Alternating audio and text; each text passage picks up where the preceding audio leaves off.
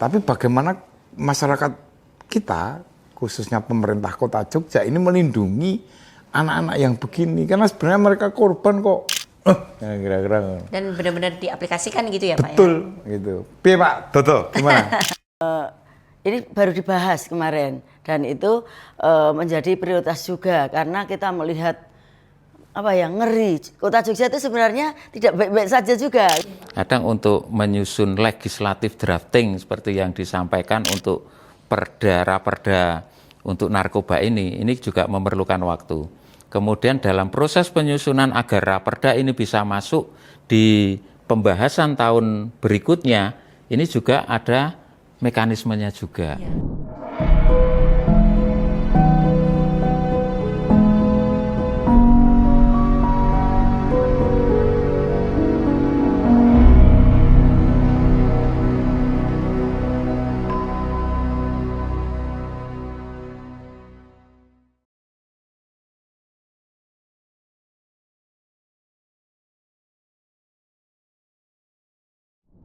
Halo Sobat Jogja, Assalamualaikum warahmatullahi wabarakatuh. Salam sejahtera untuk kita semua. Salam, Om Swastiastu, Namo Buddhaya, salam kebajikan, Rahayu. Apa kabar? Semoga semuanya kabarnya baik. Karena hari ini saya Tako Mintarja menyapa Anda untuk berbincang-bincang dengan santai namun juga serius tapi juga santai. Tentu saja kita bertemu di podcast DPRD Kota Yogyakarta. Pakai pantun sedikit boleh biar makin semangat. Bawa rantang diisi bakpia, cakep. Selamat datang di podcast DPRD Kota Yogyakarta. Nah, kesempatan kali ini podcast ini menjadi ruang dialog terbuka untuk nantinya juga menghadirkan berbagai pembahasan terkait kebijakan daerah, sekaligus juga memberikan pemahaman kepada kita masyarakat mengenai proses kerja DPRD dalam menjalankan 3 fungsinya, legislasi, pengawasan, dan juga penganggaran. Dan pada kesempatan kali ini kita akan membahas topik yang menarik sekali, yaitu penetapan 14 rancangan peraturan daerah atau Raperda yang masuk dalam program pembentukan peraturan daerah tahun 2026. Kenapa saya bilang menarik? Karena salah satu Raperda yang cukup menjadi perhatian publik, apalagi ibu-ibu kayak saya, adalah mengenai Raperda Kota Layak Anak. Nah, ini kalau udah ada kata-kata Kota Layak Anak tentu menggugah kita semua. Apakah benar-benar akan memberikan perlindungan, pemenuhan hak terhadap anak-anak, apalagi juga anak dalam kondisi khusus atau kelompok rentan. Bersama dengan saya, kesempatan kali ini sudah hadir 2 narasumber yang luar biasa. Di antara kesibukannya berkenan untuk berbincang bersama-sama. Kita sapa terlebih dahulu. Yang pertama ini ada Ketua Bampem Perda atau Badan Pembentukan Peraturan Daerah DPRD Kota Yogyakarta. Ada Ibu Ipung Purwandari SH. Apa kabar Ibu Ipung? Baik, Assalamualaikum. Waalaikumsalam. Sehat ya Ibu ya? Alhamdulillah. Ini kalau ketemu Bu Ipung nih ibaratnya kayak ketemu kuliner khas Yogyakarta. Itu yang disebut dengan kopi jos. Kooperatif pintar, arahannya selalu jos. Dan bersama dengan saya juga hadir Wakil Ketua Bampem Perda DPRD Kota Yogyakarta, Bapak Tri Waluko Widodo AMD. Nah kalau beliau ini kayak Mbak Pia, bapak-bapak pintar dan selalu ceria. Setuju ya Pak Widodo ya? Nah ini kita mau membahas dengan santai mengenai penetapan 14 rancangan peraturan daerah atau Raperda, yang tentu saja salah satunya yang tadi sempat saya bicarakan adalah percepatan Kota Layak Anak. Sebelum terlalu jauh, izin Bapak dan juga Ibu, biar kami yang masyarakat ini memahami sebenarnya apa sih 14 Raperda dalam Program Perda tahun 2026 ini, kemudian yang melatar belakangi sehingga ini menjadi penting untuk segera bersama-sama kita sambut. Monggo, Ibu terlebih dahulu. Jadi begini Mbak, kenapa Raperda Kota Layak Anak ini menjadi prioritas kita yang utama? Karena perlu kita ketahui bahwa anak-anak ini adalah aset bangsa kita. Jadi bangsa ini maju dan tidaknya nanti tergantung oleh generasi muda ini. Jadi dengan itu makanya kita berkewajiban memberikan perlindungan dan hak-hak anak-anak itu tersebut agar nanti anak-anak penerus bangsa ini bisa membawa bangsa ini ke arah kemajuan. Untuk itu kita harus memberikan hak dan perlindungan pada mereka, istilahnya seperti itu. Mungkin Pak Widodo mau menambahkan? Iya, tadi yang 14 Raperda ini kenapa 14 Raperda ini dimasukkan dalam Propemperda atau Program Pembentukan Peraturan Daerah tahun 2026. Nah, ini kan tentu saja dalam kita menyusun sebuah Propemperda, ini kita mendasar pada perda yang itu nantinya menjadi prioritas berdasarkan nanti ada prioritas dari perintah peraturan perundang-undangan yang lebih tinggi. Yang pertama. Kemudian yang kedua adalah rencana pembangunan daerah. Itu nanti kita akomodir dalam raperda-raperda yang itu sesuai atau sejalan dengan RPJMD Kota Jogja atau visi misi dari wali kota. Kemudian yang ketiga adalah penyelenggaraan otonomi daerah. Dan yang keempat, ini salah satunya tadi Raperda Kota Layak Anak. Ini adalah aspirasi masyarakat. Jadi hasil inisiatif dari DPRD yang itu merupakan representasi dari masyarakat Kota Yogyakarta. Gitu. Jadi apa yang dimau oleh masyarakat, kemudian didengar, dan kemudian aspirasinya ini salah satunya yang kemudian menjadi penting yaitu percepatan kota layak anak itu tadi. Dan terkait mekanismenya gitu Pak, kalau dan juga Ibu mekanisme, kriteria sehingga menentukan prioritas Raperda ini, yang ini dulu, yang itu dulu itu seperti apa mekanismenya? Monggo Pak Widodo. Seperti yang saya sampaikan tadi, jadi kita dalam menentukan Propemperda berdasarkan prioritas. Ini yang pertama kita memprioritaskan aturan perintah perundang-undangan yang lebih tinggi. Seperti kemarin waktu keluar Undang-Undang Cipta Kerja. Ini mengamanatkan untuk penyesuaian hampir sekitar 79 raperda yang ada di daerah. Ini tentu saja kita harus melakukan percepatan. Maka sebisa mungkin kita akomodir dalam Propemperda.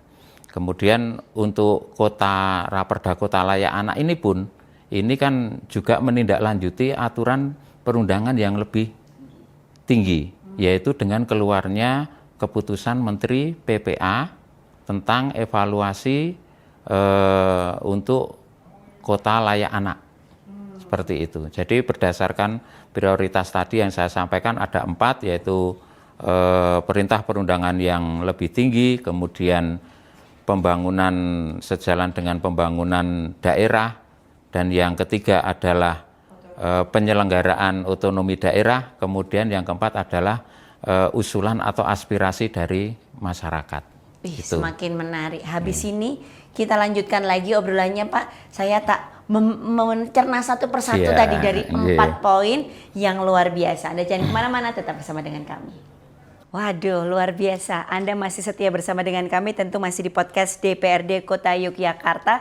Makin gayeng, makin meriah karena lah ini sudah hadir ibaratnya tuh tuan rumahnya pada kesempatan kali ini. Kita sapa kembali, ini ada Ketua DPRD Kota Yogyakarta Bapak FX Wisnu Sabdono Putro SHMH. Pak Wisnu, nah udah ditunggu-tunggu Pak ini. Mana bahasan kita ini juga menarik loh Pak dari tadi. Saya kan mewakili masyarakat Pak. Tertarik banget begitu ada kata-kata percepatan kota layak anak. Lah saya pengen anak-anak saya kan bertumbuh di Kota Yogyakarta yang layak. Tadi juga sudah disampaikan latar belakangnya itu seperti apa atau biar masyarakat memahami. Kemudian juga nyusun prioritasnya kan semua menjadi penting ya Pak sebenarnya. Nah monggo Pak Wisnu untuk melanjutkan. Ya Mbak Tako, terima kasih. Sebenarnya ada beberapa hal yang saya kepingin menyampaikan kepada teman-teman Propemperda ini terkhusus. Jadi begini, membuat Raperda ini kan kebetulan tadi saya kehadiran tamu dari Fakultas Hukum Atmajaya. Nah, bagi banyak teman-teman ini saya pengennya menambah ilmu. Kenapa sekarang ini orang memahami, orang membuat peraturan ini kan selalu bicaranya legal drafting. Padahal legal drafting itu untuk untuk perusahaan. Kalau DPRD itu namanya legislative drafting. Nah, ini bisa belajar sekalian menyampaikan kepada para pemirsa bahwa bisa belajar di Universitas Fakultas Hukum Atmajaya. Nah, kenapa pentingnya ini? Saya juga ingin menyampaikan bahwa skala prioritas itu penting. Jangan sampai membuat raperda ini karena FOMO, karena melu-melu, karena begini, kita ini kebanyakan masih sering melihat di wilayah bahwa program-program atau kegiatan itu sifatnya tadi melu-melu tadi, sehingga FOMO itu kalau anak sekarang tadi ya, fear of missing out. Maka saya pengennya kawan-kawan Bapeda membuat sebuah aturan itu yang memang bisa mengcover semacam program yang itu memang khusus Jogja banget kira-kira gitu. Nah, ini jangan hanya perda dibuat setelah itu selesai. Hilang. Nah, ini pertanyaan ke Bu Ipung sama Pak Widodo ini, kira-kira apa sih yang bisa membuat perda yang kira-kira Dan benar-benar diaplikasikan gitu ya Pak ya? betul gitu. Piye Pak Dodo, gimana? Ya, sebetulnya kita dalam membuat atau mengusulkan suatu raperda itu kita juga ada mekanisme dan aturan yang mendasari untuk pembentukan suatu produk hukum daerah.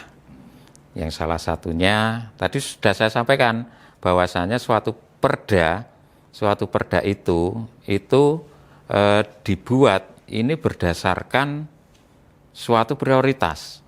Jadi ada aturan di atasnya yang itu harus ditindaklanjuti dengan pembentukan perda, suatu perda. Jadi misalnya kalau kayak dulu ada Undang-Undang Cipta Kerja, kemudian berimbas pada penyesuaian hampir 79 raperda yang ada di daerah. Nah, ini kita harus segera menyesuaikan atau membentuk perda perubahan menyesuaikan dengan undang-undang yang di atasnya. Kemudian yang kedua ini juga kita dalam membuat perda ini harus sesuai dengan rencana pembangunan daerah, sesuai dengan RPJMD kita, sesuai dengan visi misi kepala daerah kita. Itu. Kemudian yang ketiga adalah raperda ini dibuat atas dasar penyelenggaraan otonomi daerah. Ini juga sangat penting. Dan yang tak kalah penting, yang terakhir ini adalah aspirasi dari warga masyarakat.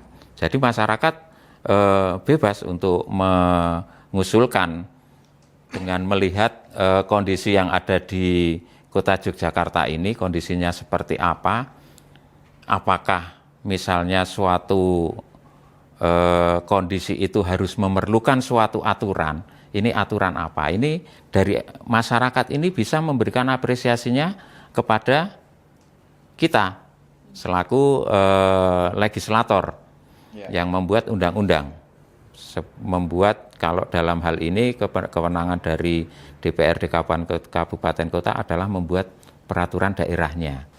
Nah, ini seperti itu. Jadi kita juga selain dalam membuat perda, selain kita melihat beberapa aspek tadi, kita juga lewat masyarakat mengumpulkan inventarisasi dari masyarakat. Ini perda apa saja yang akan dibuat di Kota Yogyakarta. Nah, ini Mbak Tako, ini di DPRD Kota Jogja ini juga ada kegiatan yang namanya identifikasi perda. Identifikasi perda. Betul. Ini orang awam nih tanya, itu maksudnya apa ya Pak? Ini identifikasi perda, ini kita mengundang warga masyarakat di suatu wilayah. Ya. Ini kita menampung atau meminta masukan dari masyarakat. Kira-kira Kota Yogyakarta itu butuh perda apa toh? Butuh peraturan gitu ya, apa? Pak, ya?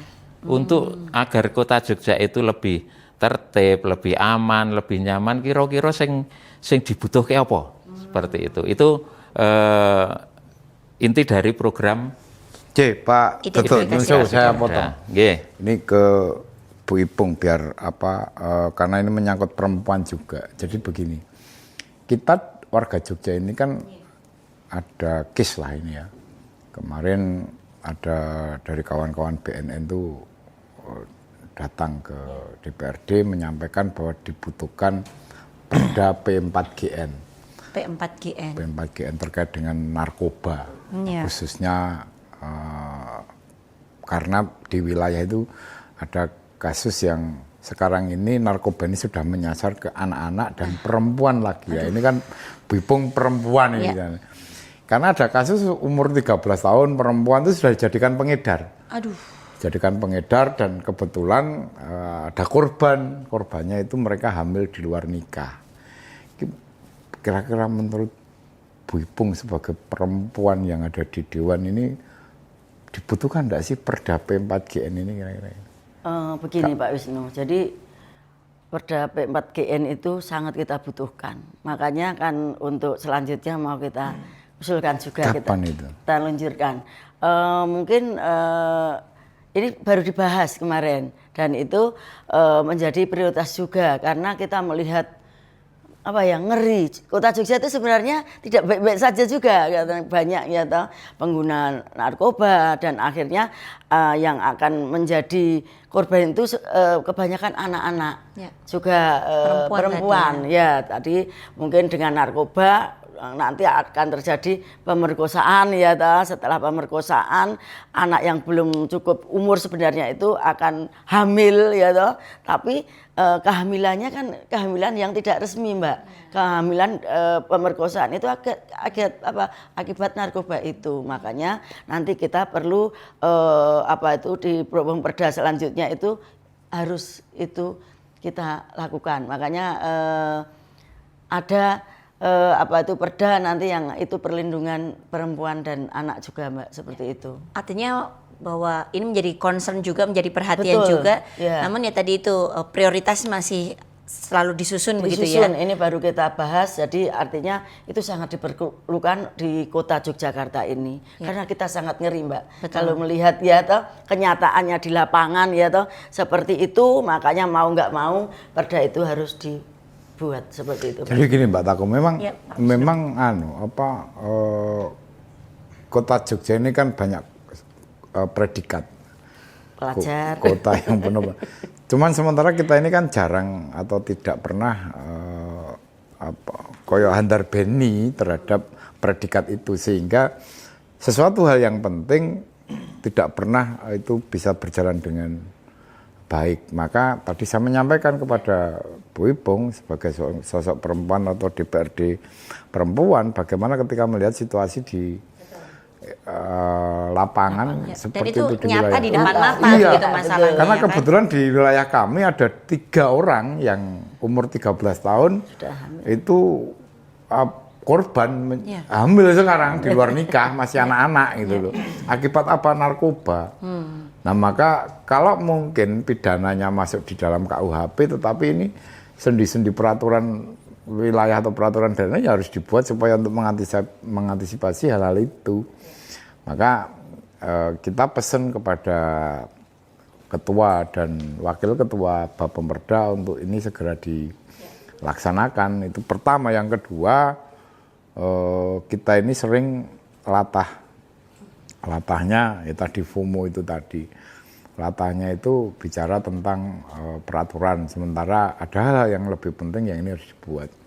Yang pertama tadi P4GN, yang kedua kalau memang tadi Pak Dodo menyatakan turunan dari atas ini.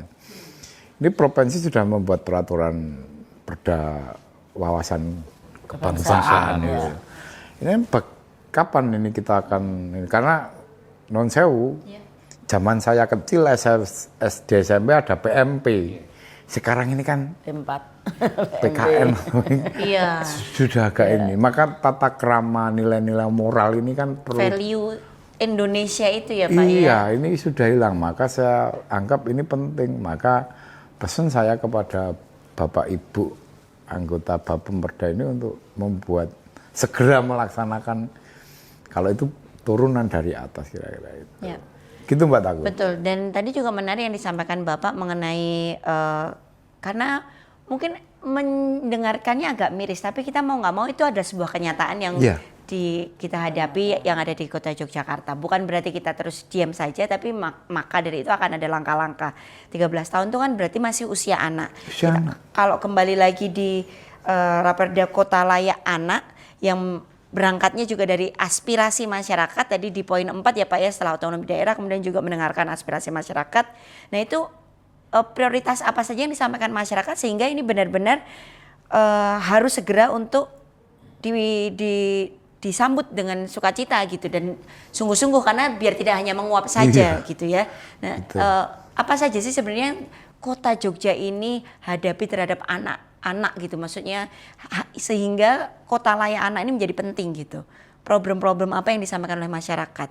Monggo Pak Widodo dan Bu Ipung. Pak Widodo dulu mungkin. Saya menanggapi yang dari Pak Wisnu dulu ya. Terkait dengan perda yang ada kaitannya dengan narkoba tadi. Oh ya, ini P4GN tadi.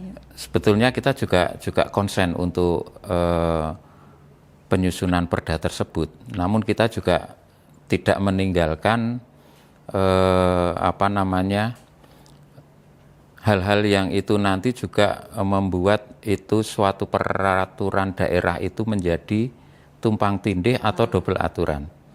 Karena nantinya juga kalau masalah pidana nanti KUHP masuknya di KUHP. Kemudian untuk yang lainnya ini bisa dimasukkan perda.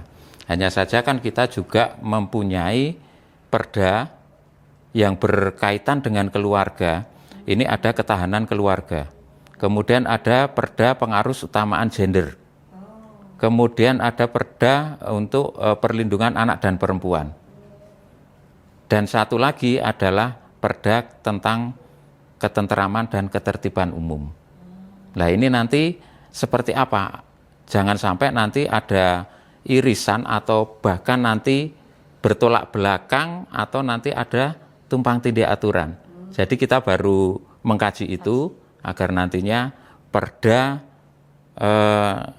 yang berkaitan dengan narkoba ini benar-benar bisa menjawab apa yang menjadi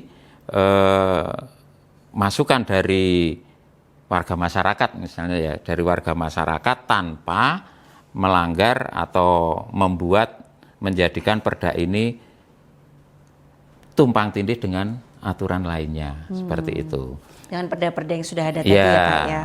Kemudian yang untuk kota layak anak ini memang sebetulnya inisiatif Komisi D kemarin merupakan inisiasi dari DPRD.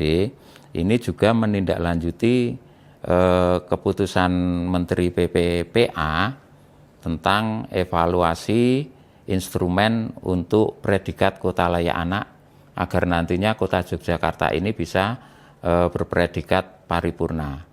Nah untuk kota layak anak ini nantinya juga mengatur untuk pemenuhan hak anak baik dari mulai lingkungan, kemudian pendidikan, fasilitas dan sebagainya, ini bisa terintegrasi mulai dari pemerintah, masyarakat dan juga dunia usaha bersama-sama bekerja untuk mewujudkan kota layak anak ini. Jadi perda tersebut nanti bisa mengakomodir itu semua, seperti itu. Ya, jadi mulai dari lingkungannya, fasilitas dan yang lain-lain itu semuanya benar-benar dipikirkan. Iya gitu ya, betul. Pak, ya? Tidak hanya pemerintah kota saja yang memikirkan, tapi masyarakat dan dunia usaha ini juga harus ikut berperan. Kolaborasi betul. Ya. Karena pemerintah hadir pun kalau tidak disambut dengan antusiasme masyarakat, kemudian masyarakat nggak proaktif nggak akan jalan gitu ya. Orang tua juga tadi punya peran yang besar juga, mengingat tadi juga sudah ada perda keluarga, ketahanan keluarga. Ya. Ini menarik untuk saya sebagai ibu-ibu, sebagai orang tua, ini rasanya besar harapan kami untuk aplikasinya kemudian seperti apa gitu ke masyarakat yang bisa dinikmati, khususnya ya anak-anak, termasuk si anak 13 tahun yang tadi sudah menghadapi beratnya resiko yang luar biasa. Ya Mbak Tako, jadi ini yang perlu dipahamkan kepada teman-teman Dewan, khususnya di Pamperda. ketika bicara ada irisan terus yang diprioritaskan misalnya kota layak anak, sementara di depan mata banyak korban anak-anak gitu kan. Nanti ketika dibuat perda layak anak, tetapi justru ketika banyak korban anak-anak karena narkoba tadi ini kan justru miris kita. Iya. Gitu loh. Maka kita sampaikan bahwa pentingnya ini sebelum misalnya bicara tentang perda ramah anak, maka lebih penting P4GN. Kenapa bicara P4GN? Hari ini narkoba itu korban narkoba, pelaku narkoba ini sudah banyak sekali. Nah, apakah perempuan ini akan kita dudukkan sebagai tersangka atau kita dudukkan sebagai korban? Sementara ini masih anak-anak, perempuan lagi, hamil lagi. Bahkan sekarang pengedar narkoba itu banyak yang anak-anak SMP loh. Perempuan lagi, jadi pengedar. Karena orang-orang itu sudah di mana sendi, di mana diedarkan itu narkoba. Celah sekecil apapun gitu iya, ya? bisa lewat permen, bisa lewat makanan kecil. Dan itu luar biasa pengaruh-pengaruh itu. Sehingga kalau ini saya mengusulkan kepada kawan-kawan Bapeda sebelum ramah anak, ini digenjot dulu. Karena apa? Sekarang ini saya tuh takut ini kalau mau jujur bukan hanya di wilayah saya, di kota Jogja ini sudah korban narkoba itu banyak. Kalau kita bicara tentang KUHP, bicara textbook hukum angsi, maka orang-orang ini menjadi tersangka karena dia mengedarkan. Tapi bagaimana masyarakat kita, khususnya pemerintah kota Jogja ini melindungi anak-anak yang begini? Karena sebenarnya mereka korban kok. Setuju. Menurut saya begitu, sehingga ini perlu dilindungi. Bukan tersangka. Maka ini harus adakan pendekatan-pendekatan itu tadi, yang lainnya oke. Tapi kalau yang kenapa saya minta diprioritaskan kepada saya, usulan kepada teman-teman Bapem karena begitu. Harusnya ini Pak Dodo ini kan Komisi D juga gitu kan. Harusnya tahu ini nanti jumlah anak perempuan ini yang jadi korban. Ini sebetulnya siapa tahu nggih? Iya. Jadi sebetulnya ini menjadi konsen kita juga. Tapi ini kalau konsen silakan apa namanya? Kemarin ada masukan dari Pak Ketua. Ini memang kita di Bapem juga sudah membahas itu juga. Cuman karena kemarin masukan Pak Ketua ini juga setelah disusun Propemperda untuk tahun ini, tentunya kan ini juga kita konsenkan untuk tahun berikutnya. Nah, ini dengan kita menunggu untuk waktu penyusunan Propem agar Raperda tentang narkoba ini bisa masuk, tentu saja ini kita gunakan kemudian untuk mengkaji. Kalau ini prioritas, sangat prioritas. Tapi kan kita juga harus melihat apakah nanti ada benturan dengan aturan yang lainnya atau tidak. Ini yang perlu kita kaji. Seperti itu. Tapi ini dari Bapem sendiri ini menjadikan prioritas tersendiri. Kemudian untuk perda wawasan kebangsaan pun periode kemarin sudah kita coba push ya Pak Ketua ya. Sudah kita coba push. Sudah masuk di Propemperda waktu itu. Tapi karena suatu hal kemudian ini Raperda wawasan kebangsaan ini kita mundurkan dulu seperti itu. Karena kadang ya sebagai masyarakat tantangan yang dihadapi itu juga berlapis-lapis ya. Jadi betul. Ya tadi ada misalnya terhadap narkoba yang sudah di depan mata dan harapannya ya memang saya juga setuju dengan Pak Wisnu, ini juga sangat prioritas gitu. Di sisi lain juga kalau diperkuat dari sekolah ada wawasan kebangsaan, dari lingkungan wawasan kebangsaan itu kan juga saling jaga. Namun di sisi lain juga tadi sudah ada mengenai ketahanan keluarga dan lain sebagainya, itu harapannya juga saling menjaga. Memang semua aspek diharapkan bisa saling dukung untuk untuk khususnya concern kita terhadap narkoba, karena ya tadi itu kalau anak 13 tahun perempuan kalau nanti dihadapkan pada teks KUHP hukum salah, adanya tersangka, salah gitu. Padahal kalau kita tarik ke belakang lapisan layer permasalahannya tidak sederhana itu begitu ya Pak Wisnu ya. Betul. Itu soalnya karena permasalahannya juga gini Mbak. Iya, Pak. Kadang untuk menyusun legislatif drafting seperti yang disampaikan untuk perda-raperda untuk narkoba ini juga memerlukan waktu. Kemudian dalam proses penyusunan agar raperda ini bisa masuk di pembahasan tahun berikutnya, ini juga ada mekanismenya juga. Seperti itu. Jadi bagaimanapun ini memang menjadi konsen dan prioritas kita. Tapi tetap bagaimanapun juga kita juga harus mengikuti mekanisme yang ada. Betul. Agar tidak melanggar nanti aturan yang di atasnya, seperti itu. Ini obrolan kita menarik karena benar-benar mengenai kasus yang atau kegelisahan saya mewakili masyarakat tadi yang dialami oleh orang tua, ibu, tapi juga kami memberikan apresiasi setinggi-tingginya juga bahwa sudah ada concern mengenai percepatan kota layak anak. Waktu kita terbatas, mungkin masing-masing boleh memberikan closing statement khususnya bahwa untuk memastikan regulasi ini nantinya dapat diimplementasikan dan tidak hanya bersifat normatif. Izin Bu Ipung terlebih dahulu, monggo. Jadi untuk kota layak anak, saya ada harapan ini didukung oleh semua pihak, nggih. Dalam arti semua pihak dalam arti ya DPR, ya dari unsur legislatif, dari unsur eksekutif, dari unsur masyarakat juga. Jadi bareng-bareng kita mendukung kota layak anak ini, karena bagaimanapun ya tadi saya katakan bahwa anak-anak ini adalah aset bangsa. Maju tidaknya bangsa ini nanti tergantung oleh anak-anak kita, tunas-tunas bangsa ini yang akan memajukan bangsa kita. Terima kasih Bu Ipung, matur nuwun. Selanjutnya Pak Widodo, monggo Pak. Untuk memastikan bahwasanya agar suatu raperda itu tidak hanya bersifat normatif dan tidak implementatif, ini tentu saja kita harus mendasar bahwa dalam suatu penyusunan suatu raperda ini adalah raperda yang itu benar-benar kita butuhkan. Seperti itu. Hanya itu saja, Mbak. Terima kasih Pak Wisnu. Ya, Mbak Tako, jadi memang saya harapkan kawan-kawan Bamperda ini sekali lagi tidak hanya bersifat kejar tayang, kejar tayang atau naratif lah bahasanya begitu, tapi bagaimana mengimplementasikan, membuat peraturan perundang-undangan ini ya yang memang sesuai dengan kebutuhan dan aspirasi masyarakat, karena toh peraturan ini nanti mengikat kepada masyarakat atau warga kota Jogja, sehingga saya pinginnya kawan-kawan Bamperda ini betul-betul sekali lagi membuat suatu peraturan yang memang ini bisa mengangkat harkat dan martabat warga kota Yogyakarta. Kira-kira begitu. Iya. Luar biasa, ini diskusi yang menarik. Kita boleh berikan tepuk tangan untuk kita di kali ini karena diskusinya begitu dinamis dan juga menarik.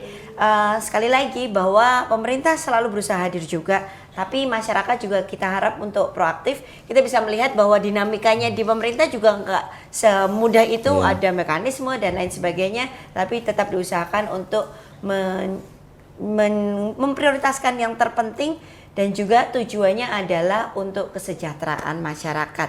Akhirnya kita sampai di sini dulu untuk podcast DPRD Kota Yogyakarta. Terima kasih Anda sudah menyaksikan sampai akhir. Saksikan podcast DPRD Kota Yogyakarta berikutnya. Saya Tako Mintarja bersama dengan Pak Wisnu dan narasumber pamit. Assalamualaikum warahmatullahi wabarakatuh. Salam sejahtera. Selamat sore.